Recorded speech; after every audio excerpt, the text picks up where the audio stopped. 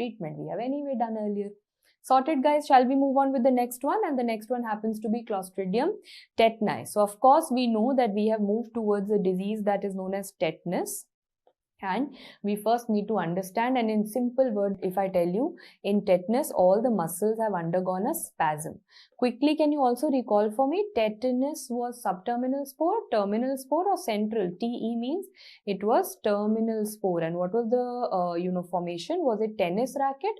नहीं, TER तो नहीं है, TET है, तो tennis racket नहीं होगा, दूसरा वाला. This was the drumstick appearance that you had. So now why does all of this happen? Because tetanus has two exotoxins, tetanolysin and tetanospasmin. Now they ask you which of them causes tetanus. So common sense, if I'm saying tetanus is all about spasms and muscle spasms, so this is obviously going to be caused by tetanospasmin. Who has the main role in causing spasms? Will of course be tetanospasmin. On the other hand, tetanolysin has no role in the disease. How do I differentiate? देखो, both of them are heat labile. तो differentiate तो नहीं हुआ. Both of them are heat labile. But what is their oxygen ability? So look at this. The way you write, now listen to me, everyone write with me. If you write tetanolysin versus if you write tetanospasmin, there your answer is. Tetanolysin, OL, it is oxygen labile. Tetanospasmin is OS, that is, it is oxygen stable. So see, heat labile to dono hai, but oxygen labile is tetanolysin, oxygen stable is going to be tetanospasmin. And who causes the spasms? Of course, spasmin causes the spasms.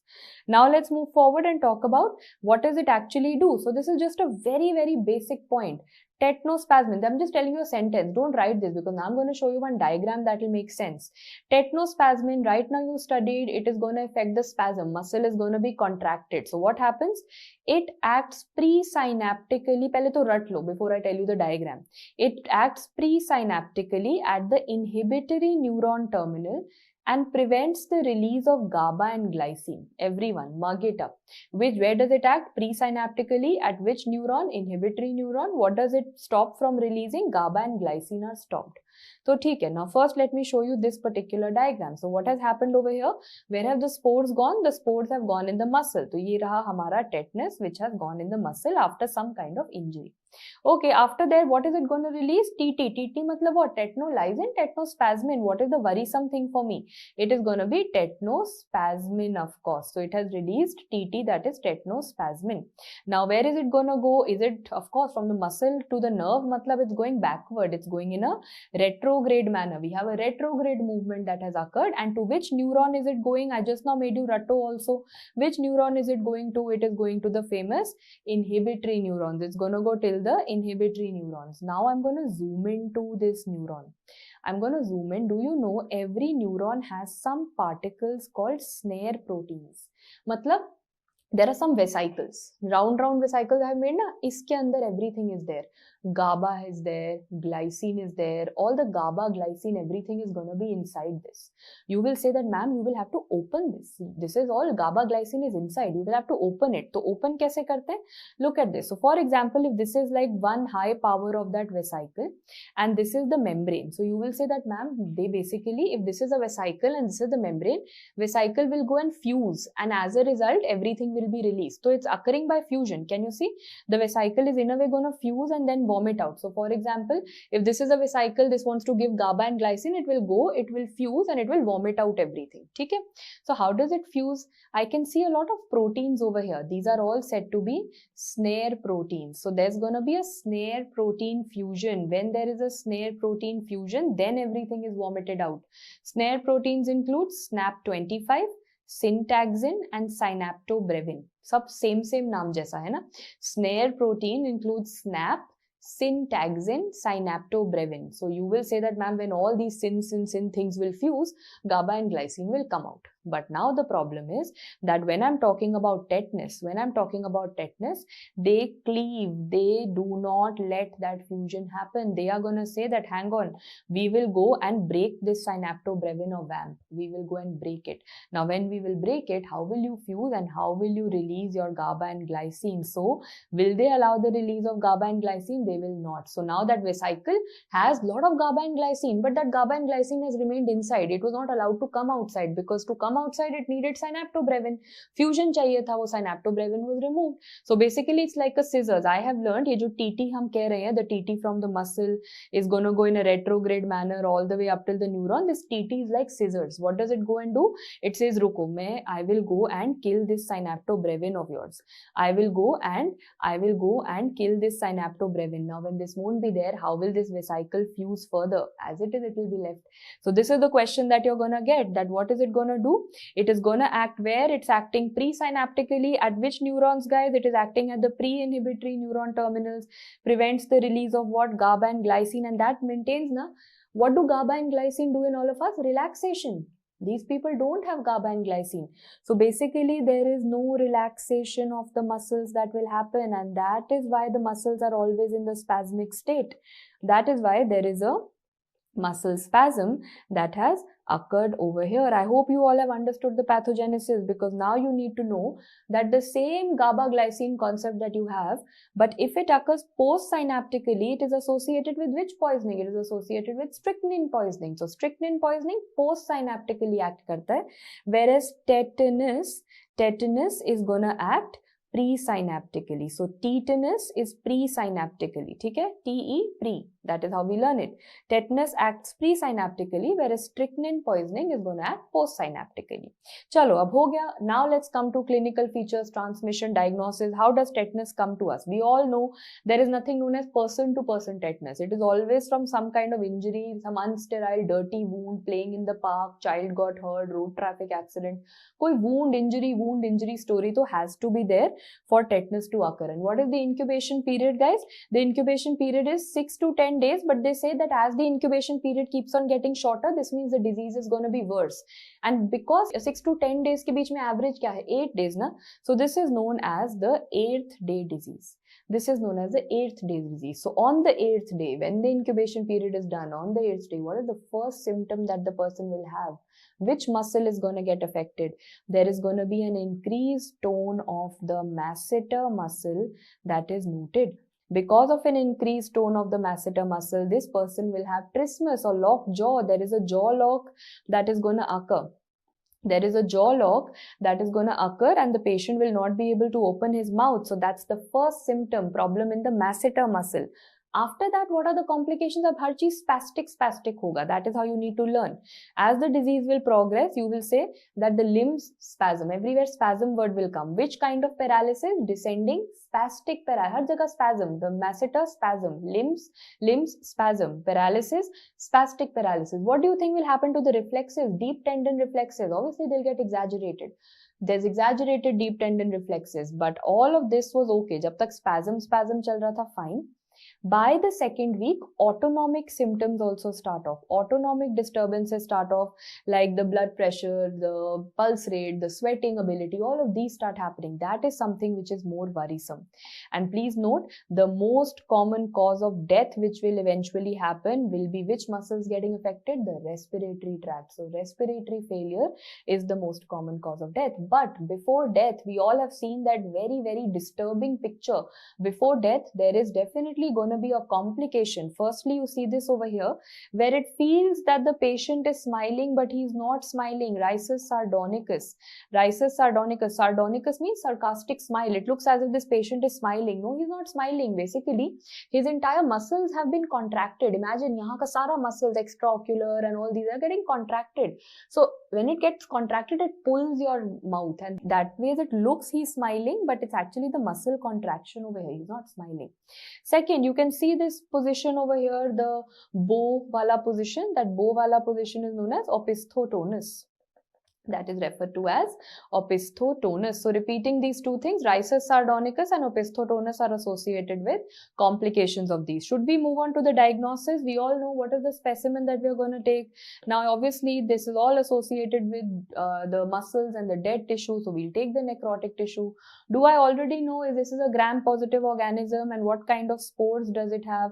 We've already studied it कि ma'am इसमें drumstick appearance होता है because it has TE for tetani and TE for terminal spores. Do you want to see a picture of that terminal spores? Have a look at this. You can see the next picture, you can zoom into it and appreciate that yes, definitely there are terminal spores, very beautifully visualized terminal spores everywhere. There is no doubt about the same. है ना? ठीक है. Now coming back, what are you gonna see? I can show that picture here only. What are you seeing on a blood agar? You will say that the organism is moving ऐसे. For example, it was over here and it is moving like this. This is concentric movement. मतलब this is a case of swarming. It shows you swarming on blood agar.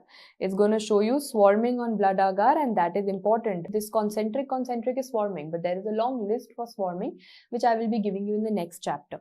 Moving on, what does it show on gelatin stab? Abhi pehle to tell me, where did you study gelatin stab? I had studied that in a case of Bacillus anthracis, because I had said that Bacillus anthracis hai aerobic. Bacillus anthracis is an aerobic organism. It will work in gelatin maximally on the surface. So in Bacillus anthracis, I was seeing maximum activity here and least activity here. We had seen inverted fir tree appearance क्योंकि वो aerobic था. It was working more on the surface. Clostridium, on the other hand, is anaerobic. Means Clostridium tetani, for example, if this is the gelatin stab, anaerobic organism means it will work maximally at the bottom where there is no oxygen. It will work maximally over here and it will hardly work on the tip where there is oxygen. So this kind of an appearance becomes a fir tree. So simple, it's based on the aerobic anaerobic ability. Bacillus is aerobic, works on the surface, so inverted fir tree. Tetanus is going to be anaerobic, it works at the bottom, that is going to be fir tree. Exam में इतना logic लगाने का you don't have time. So remember, tetani tree, सीधा सीधा tree, ठीक है? Tetani is simple tree. So simple tree always looks like this. Whereas when I'm talking about Bacillus anthracis is going to be opposite tree, inverted tree. Tetani सीधा सीधा tree. Finally, any anaerobic organism is going to be grown in a yes, Robertson's cooked meat broth. So what are you going to see? You're going to see a black color, because I told you that this will show you a proteolytic reaction.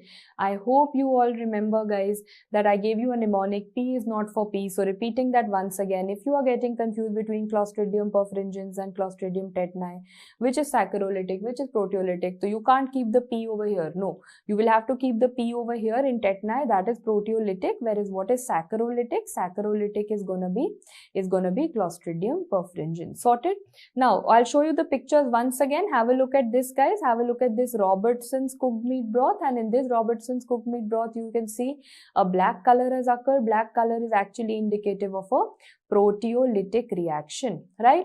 So simple. You can see the drumstick appearance, Robertson's cooked meat broth, swarming ability, all of that is done. But one bookish knowledge is known as what is Fildes technique.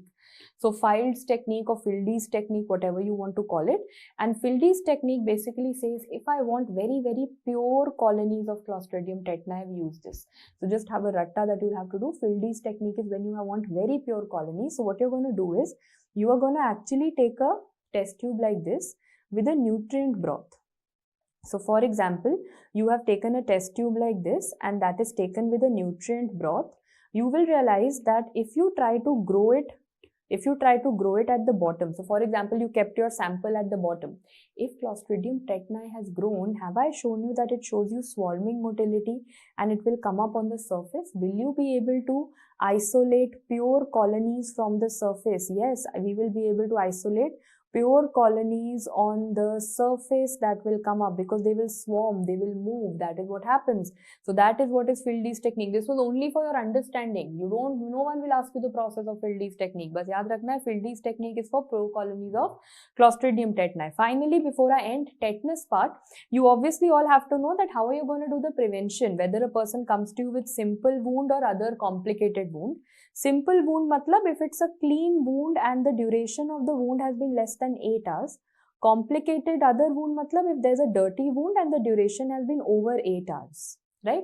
That is the definition of simple complex. Simple is clean, complex, other one is dirty. Simple is under 8 hours, other one is over 8 hours. Then we have category A, B, C, D, means if the person says that I have had a tetanus toxoid or a booster in the last 5 years. The other one says 5 to 10 years. Third category says I had it beyond 10 years ago, and the fourth category is the most common that you'll find in our country, who will say pata hi nahi what injection I had got.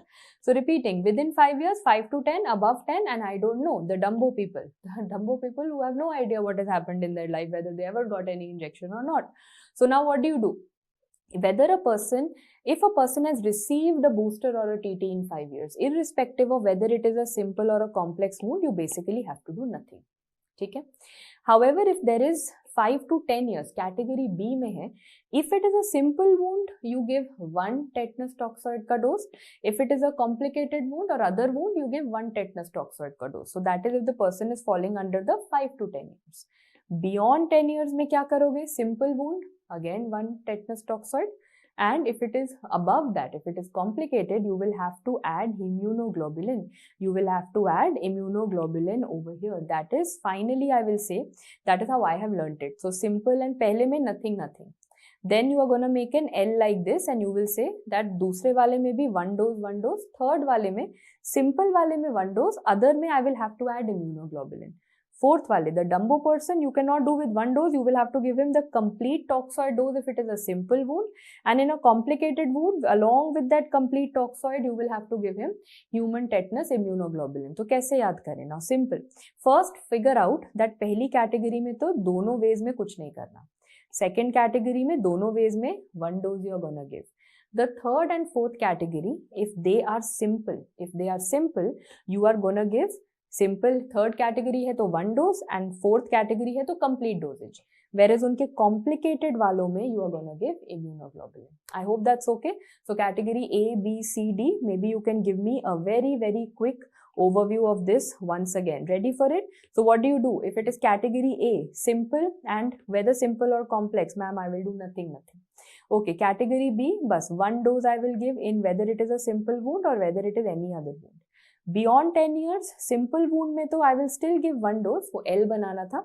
And if it is category B, then simple wound में I will have to give complete dosage.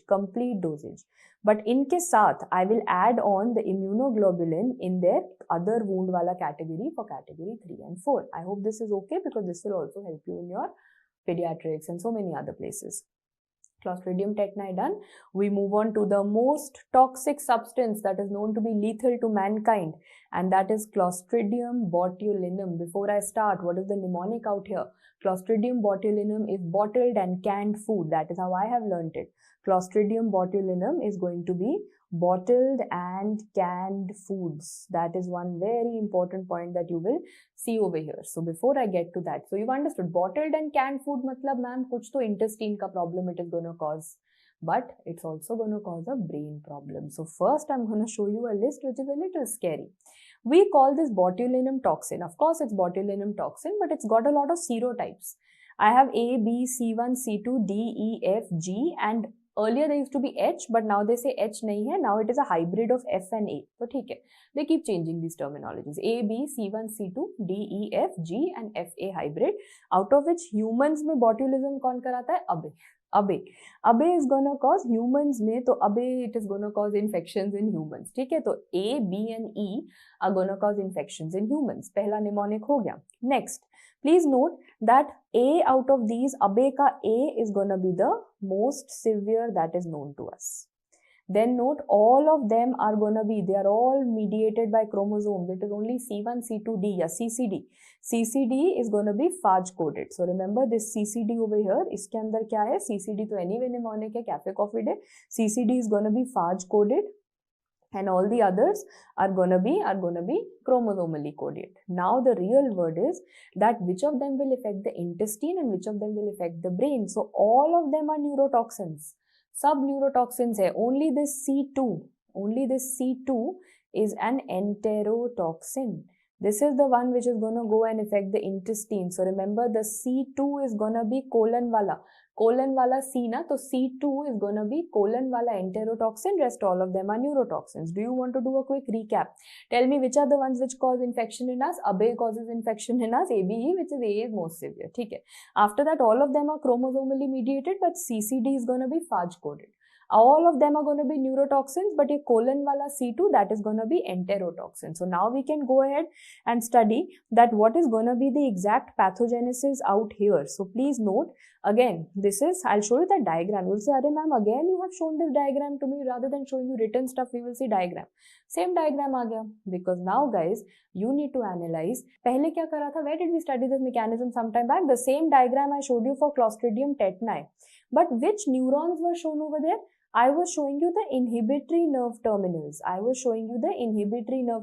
Because the inhibitory nerve terminals had molecules like GABA and glycine.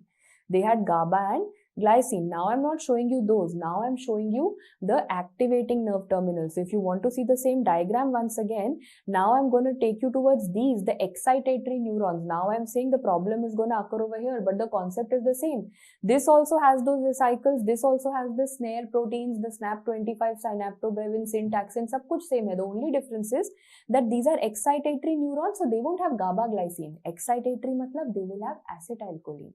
So now the only change in the story that has occurred is that the same problem is going to occur. This botulinum toxin is now going to come and cut off synaptobrevin, SNAP25, syntaxin, all of these are going to be cut off and there is no fusion. So what is now going to be released?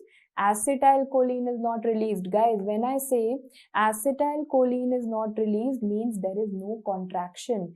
This means there is no contraction of the muscles. The muscles are gonna look very, very floppy. The muscles are gonna look very, very loose and very, very floppy. So I hope everyone's understood. I'll quickly revise it for you. See guys, when I'm talking about this diagram over here, this is such a nice diagram. I say if there is a problem in the inhibitory neurons, jahan se GABA glycine had to come, then it's tetanus. If there's a problem in the excitatory neurons where acetylcholine had to come, there is botulism. So when GABA and glycine did not come, everything was spastic. No one to relax. Everything was spastic. Spasms हुआ tetanus में. Over here, acetylcholine will not come. So no one to contract. Everything is going to be loose and flaccid. So that is going to be resulting in what? That is going to result in floppy, means there will be flaccidity that will be noted. Everything is going to be flaccid. So how does one get, this is the mechanism, how does one get botulism? Please note, there is something called food-borne botulism, which food se hoga, and I've already told you which kind of food. You will always remember bottled and canned food. In fact, I'll give you one very day-to-day life wala important point. So many of us, especially people who are studying in foreign countries, we are very much reliable on canned food on bad days when we don't have any food to cook. So canned food mein expiry to we always check, but sometimes if you open the canned food and if it is smelling and it has bubbles on its surface, even if it is within expiry, if it's within its date of expiry, it's not expired, but if you see bubbles after opening it, never consume it, because that is a very high indication of botulinum infection. So food-borne botulism matlab bottled and canned food se hoga. Similarly, this can occur via wounds, this can occur via surgeries, and this can occur in infants. Why will it occur in infants? Don't we always keep on, as an intern, as a doctor, don't you always keep on telling people that when your kid is born, please don't make him lick honey, or please don't give him any artificial food items, or do not. Many people have those rituals where they'll come in the hospital with a jar of honey and they will say, we want to make our kid lick honey. So please remember, all these kind of things happen with honey, baby food and bottle feed. This is what is going to happen. Infant botulism can happen. So let's go one by one. Pehle, actually my main concern is going to be between food-borne and infant. In pe question aata hai. So food-borne botulism means there is going to be bottled and canned food that is going to be very, very troublesome. And these are going to be heat labile toxins that we have. Also, the incubation period is very, very short. It is only 12 to 36 hours. So it's not much time after you consume the food. What is it going to result in? It is going to result in all the D's. So now start thinking of all the D's in the body. Patient is going to have diplopia. There is dysphagia, dysarthria, descending flaccid paralysis and dilated pupils. What did I say? Everything is going to be flaccid because botulinum by definition is going to be flaccid. So this means there is descending flaccid. I hope you all remember tetanus. Tetanus mein there was descending spastic paralysis, whereas botulism is going to be descending flaccid paralysis. Now I know in the exam, मतलब ये सबको पता है, but कई बार होता है tension. तो जब exam में what happens when you are tensed? Tension में क्या होता है? Tension में you're like you close your eyes, you clench your face. Tension में you're like अरे please याद आ जाए. That kind of a reaction you have, है ना? तो tension में everything is undergoing spasm. Right? And the other one becomes flaccid. So tetanus is about muscle spasms and botulism is about flaccid. And you have diplopia, then you have dysphagia, dysarthria, descending flaccid paralysis and dilated pupil. That is about your food-borne. Matlab, along with this, of course, you are gonna have GI symptoms also. Food-borne hai, to GI symptoms to of course honge. Because that is how I used to differentiate it from wound botulism. Wound botulism firstly has a higher incubation period. All the DD can occur, but GI symptoms are not gonna be there. GI symptoms nahi honge. Why? Because the third one, that is infant botulism, which I just told you is again by kuch khane peene se hua, like infant has been given bottle feed, honey, baby food. This has an incubation period again, which is very short, 1 to 2 days. So can I say anything that is going via food? Whether adult mein food borne tha, that was also 1.5 day incubation period.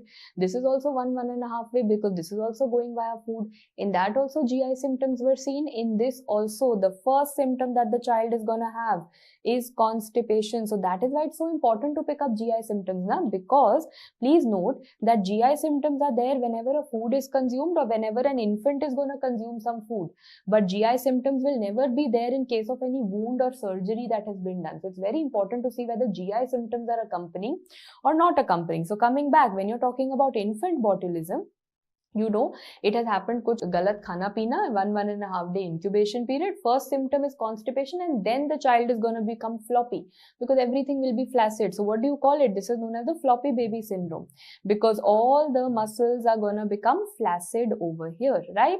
Finally, you know what is the lab diagnosis? There is nothing for me to tell you, honestly, because you guys know it is a gram-positive bacillus. You know it is a spore forming and most common location is subterminal. You know कि ये Clostridium है, तो Clostridium में तो B can come, so these are bulging spores. You already know Clostridiums are anaerobic. Nothing that I have to tell you. Treatment, obviously all of it has been caused by botulinum toxin. So the treatment is going to be antitoxoid. You're going to give antitoxoid for the treatment of botulinum toxin. Sorted?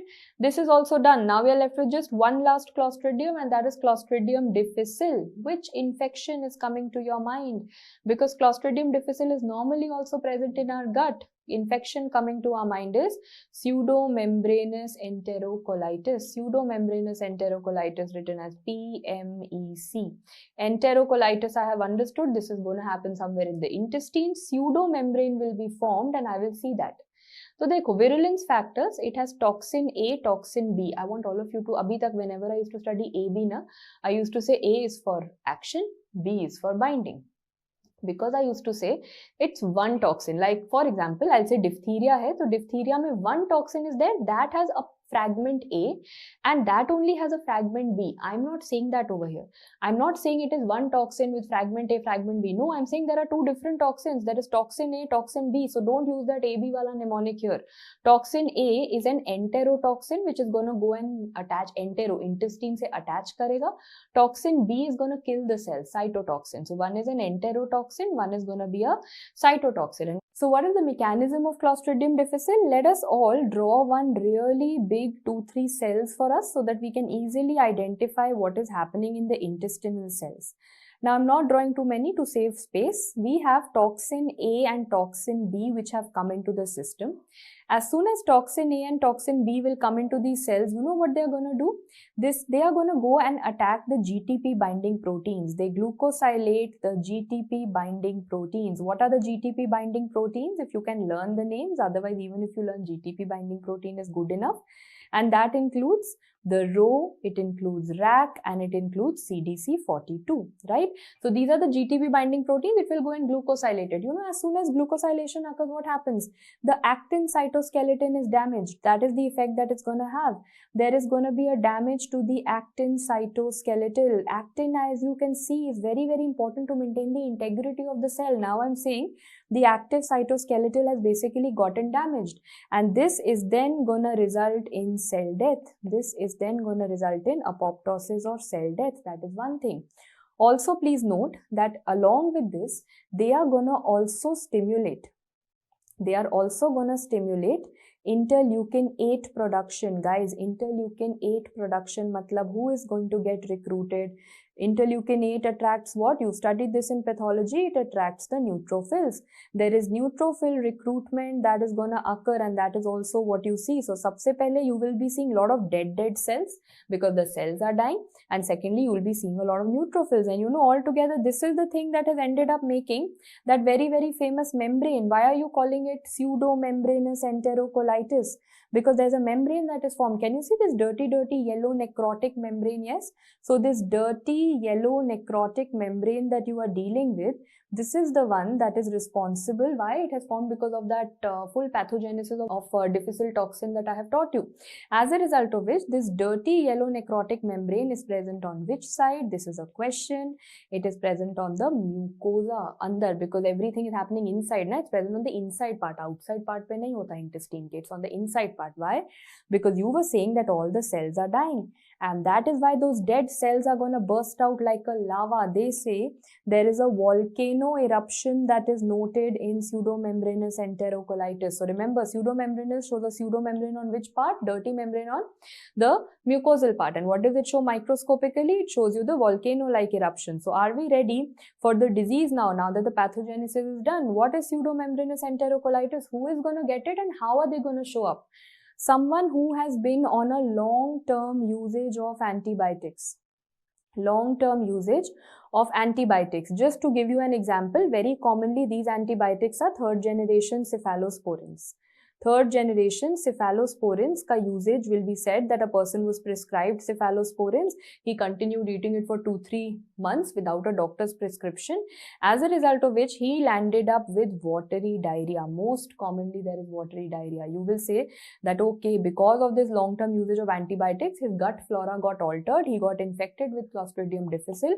Watery diarrhea hua, and that is what he has come up to me with. So now tell me, how are you going to do the diagnosis? Some things are common sense. Sabse pehle you will say that, ma'am, I will do colonoscopy. I will try to look at the intestine. It's very, very specific, of course, because in the intestine, if you can do a colonoscopy and see the membrane, there is nothing better than that. There is obviously going to be a specificity, but that means that if present, it is definitely Clostridium difficile. But it is not seen in many of the cases. So its sensitivity is very low. But if present, it is 100% specific, but is not seen. So sensitivity low hai. What can you do next? You can obviously, the point is you will have to find out the toxin. How will you find the toxin? Lots of methods to find the toxin, which I'm going to come to. You can do a toxin tissue culture assay. You can culture it. So you can do whatever membrane is there. You will do tissue culture assay. You can use ELISA. Okay. After that, you can grow it on media, culture media. What culture media? CCFA, CCYA. First and foremost, please remember Clostridium difficile. Clostridium difficile, because it has a lot of C's, so that is going to be CCFA, CCYA. So cefoxitin, cycloserine, fructose agar, cefoxitin, cysteine, yeast extract agar. So CCFA, CCYA seems to be a better option. So inme CC wale media aayenge. Apart from that, can you do a histopath? Of course, I have told you, it shows you that famous volcano-like eruption. Finally, can you also go in for a PCR for testing the toxins? Of course. So toxins can be measured by tissue culture assay, which is one of the best methods, that you grow it on a culture media and then you look at the toxins. You can do an ELISA, you can do a PCR for the same, and yes, that is definitely going to be the diagnosis, which makes me go to the treatment. Now, there are so many updates that have happened in the treatment. That is why, as it is, whatever has been written as an update, I have got it to you as it is so that you can give this as a reference. That ye latest CDC guidelines hai, ye latest Harrison guidelines hai. So earlier they used to say oral vancomycin, but what is the newer drug that has come up? The newer drug that has come up is fidaxomicin. Firstly, that is the update. The treatment is going to be fidaxomicin. Yes, it may or may not be accompanied by oral vancomycin. Okay. Now they were always also saying that what will you do in cases of severe or fulminant Clostridium difficile infection? CDI matlab Clostridium difficile infection. So fulminant matlab when there is severe ileus, exact same line I've got for you. It is severe cases mein hum oral vancomycin hi denge. Fidaxomicin is coming across more for the early cases. Okay? So severe cases mein we are going to give oral vancomycin along with conjunction with IV metronidazole, and if needed even beyond that, we might want to give rectal vancomycin enemas also. So oral vancomycin to hoga. If need arises, we might have to give rectal vancomycin also, and along with that, we are going to give IV metronidazole. Basically, every route of the body has been accompanied. Oral to vancomycin, rectum vancomycin, IV metronidazole, because severe infection, hai na, that's severe or fulminant CDI that is there. But yeah, if they say the first, now the latest drug that has come up, fidaxomicin for early cases, but for severe cases, as I said, oral vancomycin is still the drug. And yes, with a sigh of relief, our Clostridium chapter comes to an end. Ready for some questions? Gas gangrene is caused by all except, I remember gas gangrene was caused by PSN, perfringens septicum and novi, perfringens septicum novi. Anyway, everyone would know tetanus doesn't cause gas gangrene. Tetanus causes tetanus, common sense. Next question. Naegler's reaction is predominantly associated with which toxin of Clostridium perfringens? So Naegler's was to do with that lecithinase. Yes, I can see lecithinase in the options. Which toxin? That was the alpha toxin. Coming to the next question. Which of the following is incorrect about the toxin leading to the disease? Is it heat labile? So, pehle to toxin batao. What disease is it? I can see a patient with Rhesus sardonicus, and this means it is caused by tetanospasmin, right? Lots of spasm. So, tell me, is it oxygen stable? Yes.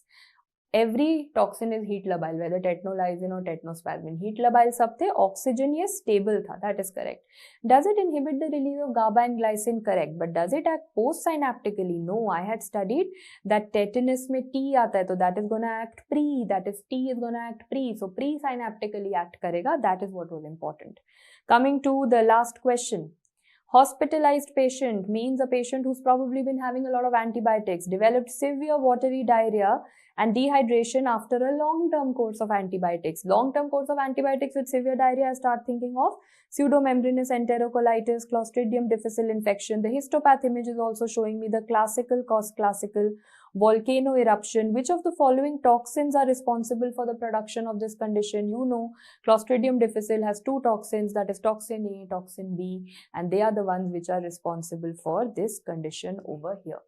Now, on that note, you will always see lots of confusing questions in your previous year on Clostridium difficile and its toxins. What is the best test? What is sensitive? Let me tell you, in today's date, there is no single test that you're doing for the sensitivity specificity. You are doing a combination of tests, colonoscopy with toxin, by tissue culture assay, by ELISA. So there's no one single test